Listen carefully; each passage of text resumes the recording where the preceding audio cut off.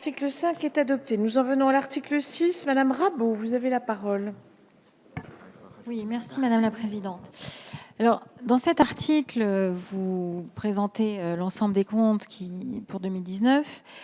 Madame la Ministre, j'ai déposé avec le groupe, nous avons déposé des amendements que nous avions déjà déposés en commission et je suis ravie de voir que d'autres aussi les ont repris parce que nous n'avons pas trouvé dans les chiffres que vous nous avez donnés de traces du plan des 750 millions d'euros sur 3 ans pour les urgences, ce qui fait 250 millions d'euros par an. Enfin, si je fais une règle de 3 et que je divise par 3, avec des redéploiements de crédits que vous aviez annoncés. Mais j'ai posé la question la semaine dernière à Madame la rapporteure qui n'avait pas non plus la réponse, sauf erreur de ma part.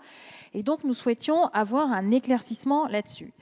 Si d'aventure, on ne retrouve pas ces 250 millions d'euros, enfin, ou en tout cas plus si on fait une règle de 3, enfin, c'est 250 millions d'euros qui correspondent à la règle de 3, nous avons déposé un amendement pour vous inviter à flécher tout de suite 300 millions d'euros pour les urgences. Nous estimons, nous avons bien entendu en novembre, vous alliez présenter un plan pour l'hôpital, mais nous estimons que quand il y a 200 services d'urgence qui sont en grève depuis le mois de juin, on ne peut pas faire comme s'il ne fallait pas agir sur l'urgence. Donc 300 millions d'euros, c'est une première étape.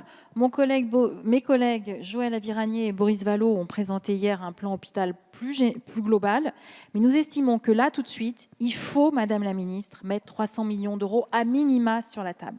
C'est le sens de l'amendement que nous déposons après. Alors vous allez me dire, oui, vous l'avez gagé en prenant 300 millions d'euros sur autres charges et dépenses. Je suis d'accord. C'est pas là-dessus. Si les parlementaires avaient la possibilité de ne pas avoir recours à ce type de technique, nous ferions autrement. Et vous avez la possibilité de lever le gage si vous le souhaitez.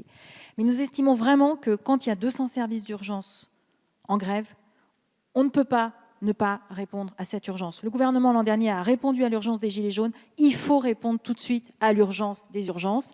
C'est le sens de l'amendement qui viendra après sur 300 millions d'euros. Mais nous souhaitons vraiment que le mouvement de grève puisse avoir une traduction dans ce PLFSS tout de suite. Merci. Merci. Madame